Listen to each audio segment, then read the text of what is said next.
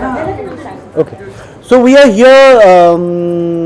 I have a show here. I am performing in Chembu Gymkhana, and the basic purpose is like this is for MTV Unplugged with Royal Stag. You all must have heard of this property of MTV, which is a very popular platform of presenting songs the way you'd like to hear in a different way than it's in the audio.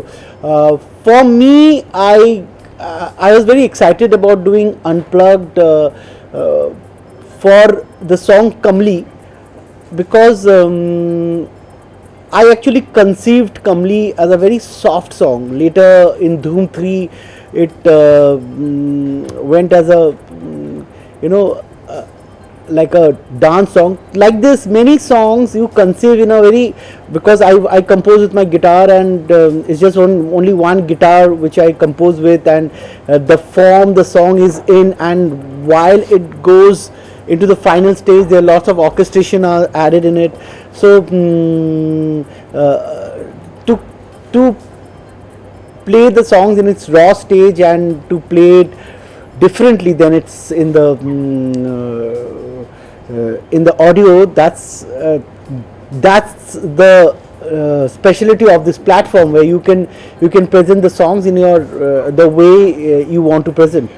I'm extremely happy to be a part of MTV Unplugged. I have been wanting to be a part of MTV Unplugged for very long. For last 2 seasons we have been discussing the possibility of being a part of MTV Unplugged, but this year it has happened, and I will be closing the series.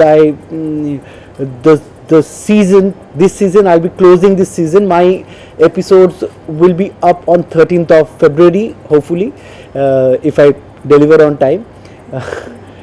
But I have short last, so it's I should end it.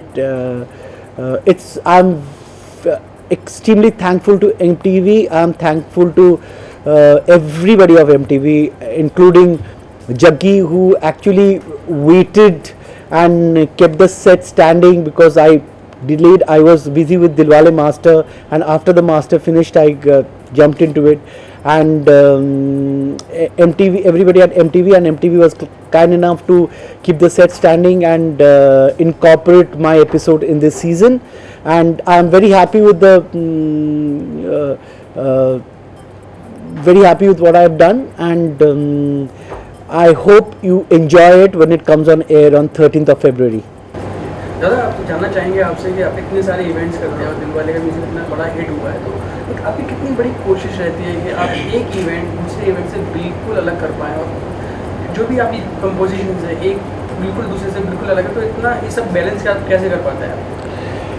Event में उतना अलग नहीं कर सकते, because एक band है, उनका practice होता है, सबका काइंड ऑफ सिंक्रोनाइजेशन होता है, क्योंकि performance is all about what everybody plays together.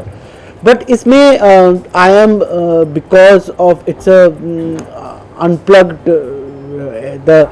this is for MTV Unplugged. I'm not doing Unplugged here because it's the setup is not unplugged, but I'm doing lot more softer songs. I do in my other events I do more dance songs. Here I'm doing lot more romantic songs. काफी romantic गाने कर रहे हैं इधर. दादा, जानना चाहेंगे आपसे कि इतने सारे लाइव परफॉर्मेंसेस करने के बाद आपको कोई भी एक चीज़ कमी किसकी खलती है कि ऐसा भी मैं कर सकता था? इवेंट के बाद आप सोचते हैं ऐसा कि कुछ ऐसा भी हो पाता, या बहुत कुछ वो actually live performance like production of live performance wise हम लोग थोड़ा अभी भी काफ़ी पीछे है, बिकॉज हम लोग के पास उतना बजट नहीं होता है. बट ऑब्वियसली ये मैं ड्रीम करता हूँ कि एक दिन हमारे पास उतना बजट होगा कि हम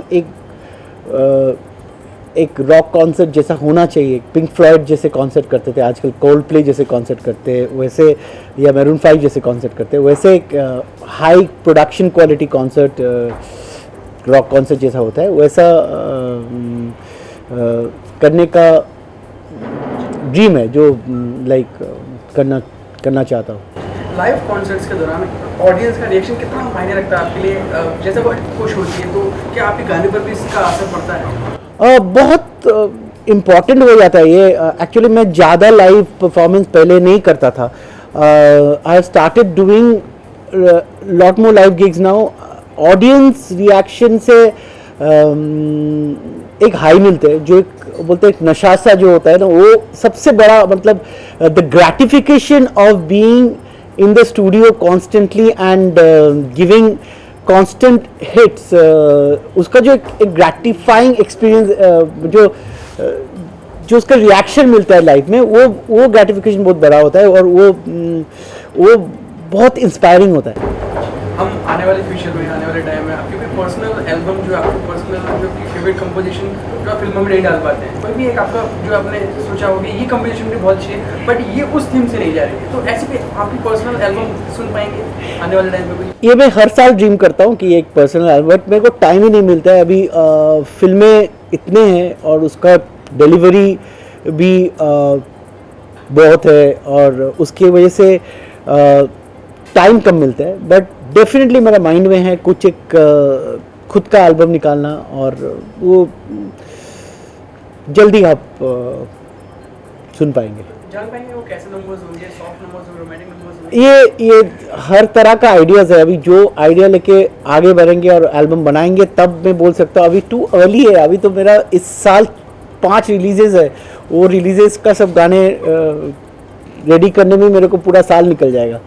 जानना चाहेंगे आपसे कि फिल्म के अकॉर्डिंग आप म्यूजिक देते हैं या जो आपका दिल करता है वो कंपोजिशन आप निकालते हैं? नहीं, एकदम फिल्म के अकॉर्डिंग म्यूजिक देना पड़ता है, क्योंकि जब भी आप फिल्म म्यूजिक डायरेक्टर हो, फिल्म का म्यूजिक डायरेक्टर हो, तब वो इम्पॉर्टेंट हो जाता है कि आप एग्जैक्टली जो डिमांड करता है फिल्म ऐसे करो। सो इसीलिए अगर मैं लव आजकल का म्यूजिक कर रहा हूँ, उसमें मैं बर्फी जैसा म्यूजिक नहीं दे सकता हूँ, क्योंकि वैसा फिल्म का जो दायरा होता है वो एक आपको डिफाइन कर देता है कैसा म्यूजिक होगा। जैसे लव आजकल में कैरेक्टर्स पंजाबी थे, लाइक वीर सिंह और सब पंजाबी थे, तो लव आजकल का म्यूजिक का इन्फ्लुएंस काफ़ी पंजाबियत है उसमें, काफ़ी पंजाबी इन्फ्लुएंस है उसमें।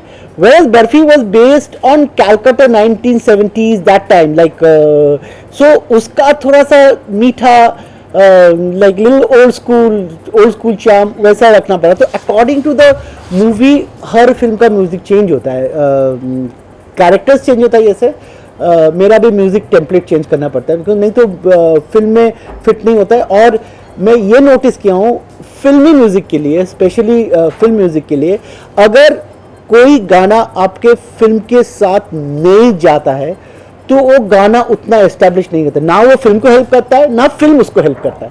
तो इसीलिए बेहतर ये है कि आप गाना हमेशा जब बना रहे हो फिल्म के लिए, वो फिल्म के साथ जुड़े हुए बनाना बहुत इंपॉर्टेंट हो जाता है। जानना चाहेंगे आपसे कि कभी कंपोजिशंस को लेकर या स्टोरी लाइन को लेकर भी कॉम्प्रोमाइज़ करना पड़ता है कि जो आपकी पसंद रही हो या आपको लगता है कि फिट है और फिर भी उस कंपोजिशन को जगह नहीं मिलती, तो कितना मुश्किल हो जाता है? कभी कभी होता है कि गाने जो बहुत पसंद है वो बाउंस हो जाता है, कि मैं लड़ता हूँ उसके लिए, नहीं बहुत अच्छा है बहुत अच्छा है, बट उसके कुछ हद के बियॉन्ड नहीं लड़ सकते, because ultimately is the director's movie, his vision is also ultimate. So हमेशा मैं ये बोलता हूँ और ये बिलीव करता हूँ कि कोई भी फिल्म म्यूजिक एक म्यूजिक डायरेक्टर का हाथ नहीं होता है। A film music is all about collaboration between the music director and the director. ये कोलैबोरेशन जब वर्क करता है तब आपका म्यूजिक सक्सेसफुल होता है। और ये कोलैबोरेशन आप जितना भी see, I am the same person giving music for multiple films. Lot of time the collaboration works, lot of time it doesn't work. Thank you. Yeah, thank you everybody.